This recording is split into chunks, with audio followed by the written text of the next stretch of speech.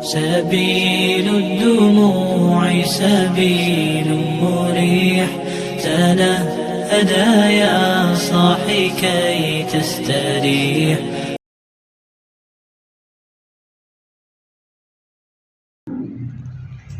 عزیزان گرامی، انسان جس طریقے سے ظاہری گناہوں سے بچتا ہے یا جن ظاہری گناہوں سے بچنا فرض ہے، اسی طریقے سے انسان کو باطنی گناہوں سے بھی بچنا چاہیے، یا جس طریقے سے ظاہری گناہوں سے بچنا فرض ہے اسی طریقے سے باطنی گناہوں سے بھی بچنا فرض ہے۔ ظاہر کہتے ہیں ظاہری گناہ انسان جو اپنے ہاتھوں سے کرتا ہے، اور باطنی گناہ انسان اپنے دل سے کرتا ہے، اندر سے کرتا ہے، جو کسی کو دکھائی نہیں دیتے۔ تو جس طریقے سے ظاہری گناہ بہت سارے ہیں، جھوٹ بولنا، زنا کرنا، شراب پینا، بہت سارے گناہ ہیں، تو جس طریقے سے ظاہری گناہوں سے بچتا ہے اسی طریقے سے انسان کو باطنی اندر کے گناہوں سے بھی بچنا چاہیے، اور بسا اوقات ان باطنی گناہوں سے بچنا فرض بھی ہے۔ ان باطنی گناہوں میں سے ایک گناہ حسد ہے۔ انسان کو حسد سے بچنا چاہیے، اسی لیے اللہ کے نبی صلی اللہ علیہ وسلم نے فرمایا کہ جو شخص حسد کرتا ہے تو اس کے اعمال اس طریقے سے ضائع ہو جاتے ہیں، اس طریقے سے خراب ہو جاتے ہیں، یا اس کی نیکیاں اس طریقے سے برباد ہو جاتی ہے جس طریقے سے آگ لکڑی کو ختم کر دیتی ہے۔ آگ کی خاصیت یہ ہے کہ جب کہیں بڑی آگ لگتی ہے تو فوراً اس چیز کو برباد کر دیتی ہے، خراب کر دیتی ہے۔ اسی طریقے سے اللہ کے نبی صلی اللہ علیہ وسلم نے فرمایا کہ انسان جب حسد کرتا ہے تو اس حسد کے نتیجے میں اس کے اعمال خراب ہو جاتے ہیں، اس کی نیکیاں برباد ہو جاتی ہیں، اور انسان کے اندر حسد جب پیدا ہو جاتا ہے تو یہ آہستہ آہستہ بڑھتا رہتا ہے، اور علماء تو یہاں تک فرماتے ہیں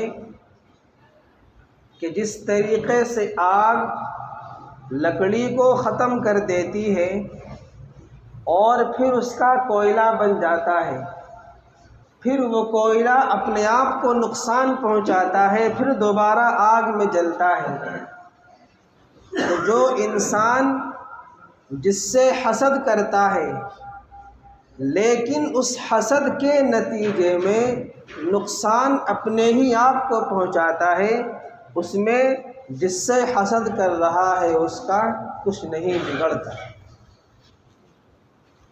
اب حسد کی حقیقت کیا ہے؟ حسد کے اسباب کیا ہیں؟ حسد کا علاج کیا ہے؟ اسی کا ذکر آج کے بیان میں ہوگا۔ حسد کی حقیقت یہ ہے کہ ہم نے ایک شخص کے پاس کوئی نعمت دیکھی کہ فلاں شخص کے پاس نعمت ہے، اللہ نے اس کو مال دی ہے، دولت دی ہے، اچھی صحت دی ہے، اچھا مکان دیا ہے، اچھا کاروبار دیا ہے۔ اب ہم نے اس شخص کے پاس بے تحاشا نعمت دیکھی، اب ہم سامنے والے کی نعمت کو دیکھ کر اندر اندر جل رہے ہیں، دل میں کڑھن پیدا ہو رہی ہے، جلن پیدا ہو رہی ہے، حسد ہو رہا ہے کہ اس شخص کے پاس اتنا سارا مال و دولت کیوں ہے، میرے پاس کیوں نہیں ہے۔ اب سامنے والے کی مال و دولت کو دیکھ کر، اس کی اچھی صحت تندرستی کو دیکھ کر اندر اندر کڑ رہا ہے، جل رہا ہے کہ اس کے پاس اتنا مال کیوں ہے۔ اس کو حسد کہتے ہیں۔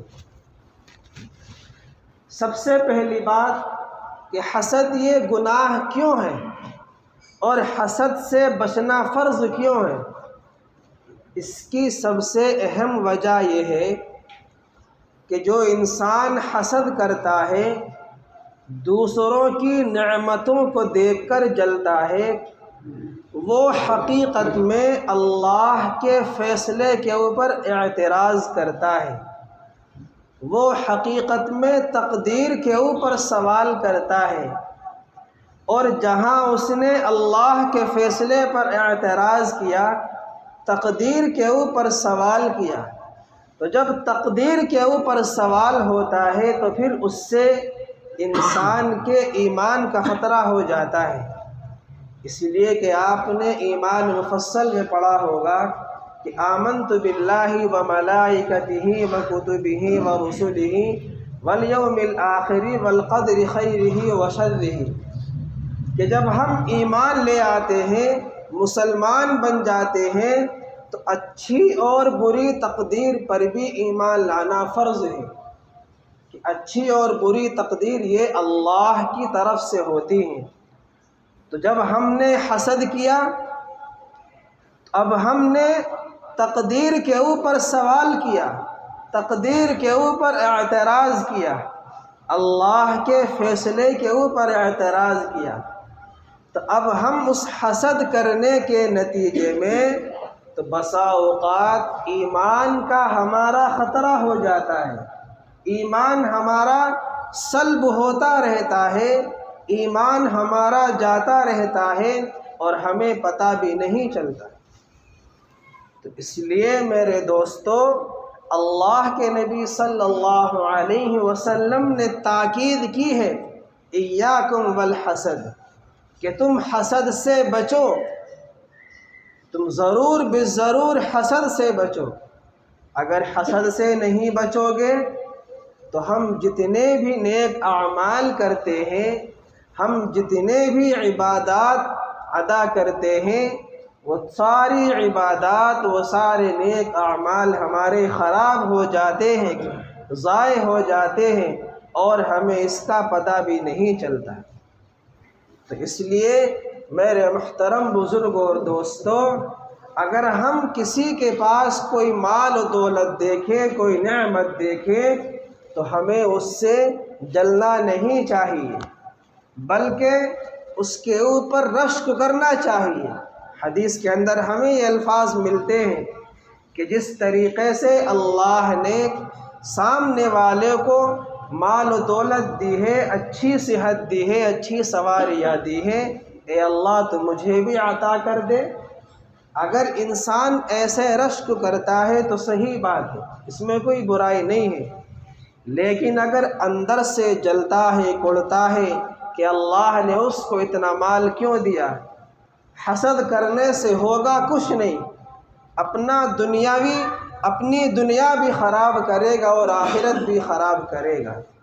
جب کل قیامت کے دن نامہ اعمال کھلیں گے اور جب اس کے پاس نیکیاں کچھ نہیں رہیں گی، تو اس وقت افسوس ہوگا کہ میں نے تو اتنے روزے رکھے، اتنی نمازیں پڑھی، اتنے ذکر و اذکار کیے، اتنی نوافل تسبیحات پڑھی، سب کہاں گئی؟ اور وہ حسد کرنے کے نتیجے میں سب خراب ہو گئی۔ اس لیے میرے دوستو، حسد سے بچنے کا بہت زیادہ اہتمام کرنا چاہیے۔ انسان ایک حسد تو وہ کرتا ہے کہ سامنے والے کے پاس کوئی نعمت ہے، وہ نعمت مجھے بھی مل جائے، کہ اگر چاہے سامنے والے سے چھن جائے لیکن مجھے مل جائے۔ ایک شکل تو یہ ہوتی ہے، دوسری شکل یہ ہوتی ہے کہ دوسرے سے چھن جائے اور مجھے مل جائے، اور تیسری شکل یہ ہوتی ہے کہ سامنے والے کو ملے یا نہ ملے لیکن مجھے ضرور مل جائے۔ یہ سب سے زیادہ خبیث ترین حسد ہے، یہ سب سے بڑا حسد مانا جاتا ہے کہ سامنے والے کا بھلا ہو یا نہ ہو، مجھے اس سے کوئی غرض نہیں ہے، بس مجھے وہ نعمت مل جائے، مجھے وہ مال و دولت، مجھے وہ اچھی صحت مل جائے۔ تو اللہ کے نبی صلی اللہ علیہ وسلم نے اس کو سب سے بڑا حسد کہا ہے۔ اور جب انسان دوسروں سے حسد کرتا ہے تو اس حسد کرنے کے نتیجے میں اللہ تبارک و تعالی اس کے تمام اعمال کو خراب کر دیتا ہے، اس کی نیکیاں برباد ہو جاتی ہے۔ اور میرے دوستو، جب وہ حسد ابھی تو دل کے اندر تھا، لیکن جب وہ حسد زبان کے اوپر آ جاتا ہے تو اس وقت انسان دوسرا گناہ بھی کر لیتا ہے، پھر اس کی غیبت شروع ہو جاتی ہے، اور اس غیبت کرنے کے نتیجے میں انسان گناہوں کی طرف بڑھتا چلا جاتا ہے۔ تو ایک حسد کی بیماری سے دوسرے گناہ جنم لیتے رہتے ہیں، اور گناہوں کا سلسلہ یوں ہی دراز ہوتا چلا جاتا ہے، لمبا ہوتا چلا جاتا ہے۔ اس لیے میرے دوستو، اللہ کے نبی صلی اللہ علیہ وسلم نے اس سے بچنے کی تاکید فرمائی ہے۔ اب ہمارے لیے حسد سے بچنا فرض ہو جاتا ہے۔ جب ہم دوسروں سے حسد کرتے ہیں، اب اس حسد کرنے سے ہمارا تو کچھ نہیں ہوتا، البتہ ہمارا نقصان ہوتا ہے کہ دنیاوی اعتبار سے نقصان یہ ہوتا ہے کہ ہمارا جو دل کا سکون ہے، ہماری قلبی جو راحت ہے، ہمارا جو اطمینان ہے، وہ سب خراب ہوتا چلا جاتا ہے، سکون اندر سے مٹتا چلا جاتا ہے۔ یہ ہمارا دنیاوی نقصان ہے۔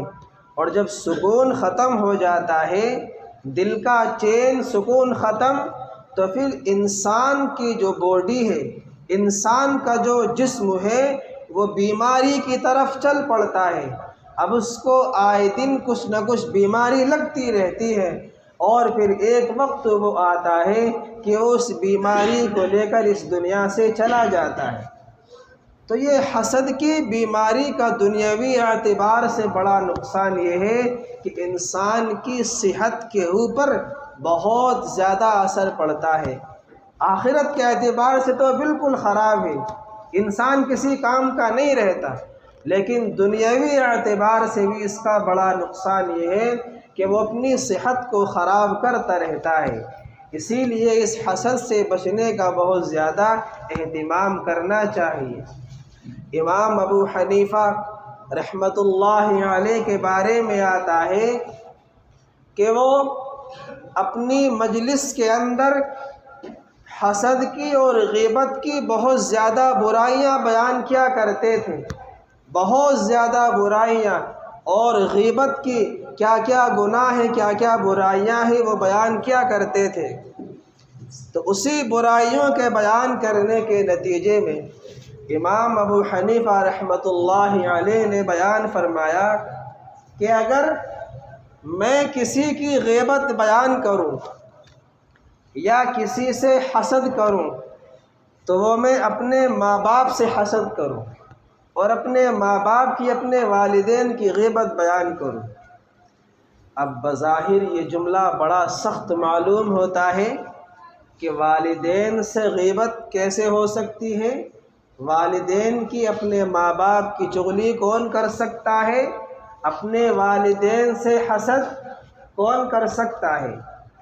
تو جب یہ جملہ بیان فرمایا تو جو اس وقت مریدین بیٹھے ہوئے تھے بڑے حیران ہوئے کہ حضرت یہ کیا بات ہوئی کہ اپنے والدین سے ہم حسد کیسے کریں، ہم ان کی غیبت کیسے کریں؟ اس کے بعد امام ابو حنیفہ رحمۃ اللہ علیہ نے جواب دیا کہ جب کوئی انسان کسی کی غیبت کرتا ہے یا کسی سے حسد کرتا ہے تو جس کی غیبت بیان ہو رہی ہے یا جس سے ہم حسد کر رہے ہیں ہم ان کے اعمال میں اضافہ کر رہے ہیں، ہم ان کی نیکیوں میں اضافہ کر رہے ہیں۔ تو جب میں اپنے والدین سے حسد کروں گا تو اپنے والدین کی نیکیوں میں اضافہ کروں گا تو گھر کی بات گھر میں رہے گی، باہر نہیں جائے گی۔ اب آپ اندازہ لگائیے، امام ابو حنیفہ رحمۃ اللہ علیہ جب بھی غیبت اور حسد کی برائیاں بیان کیا کرتے تھے تو اس بات کو ضرور کہا کرتے تھے کہ اگر میں کسی کی غیبت بیان کروں تو اپنے والدین کی، کسی سے حسد کروں تو اپنے والدین سے، تاکہ اس حسد اور غیبت کے نتیجے میں میرے والدین کے نام اعمال میں نیکیوں کا سلسلہ اور زیادہ ہو جائے۔ ایک بزرگ کی مجلس میں کسی صاحب نے یہ بات کہی کہ فلاں شخص آپ کی بہت برائیاں بیان کرتا ہے، تو ان بزرگوں نے مجلس میں کچھ نہیں کہا اور مجلس سے ختم ہونے کے بعد کچھ تحفے اس صاحب کے گھر بھجوا دیے جس نے برائی بیان کی۔ اب لوگوں نے سوال کیا کہ حضرت یہ کیا ماجرا ہے؟ وہ تو آپ کی برائی بیان کر رہا ہے اور آپ اس کو تحفے دے رہے ہیں۔ تو ان بزرگوں نے جواب دیا کہ میں نے اس کو تحفے اس لیے دیے کہ اس کی برائی کی وجہ سے نیکیاں میرے نام اعمال میں آ گئی، اس لیے میں نے اس کو تحفے دیے تاکہ دنیا کا حساب برابر ہو جائے۔ تو اس لیے میرے دوستو، اب ہم کسی سے حسد کریں تو ہم الٹے اس کے نیکیوں میں اضافہ کر رہے ہیں اور اپنا نقصان کر رہے ہیں۔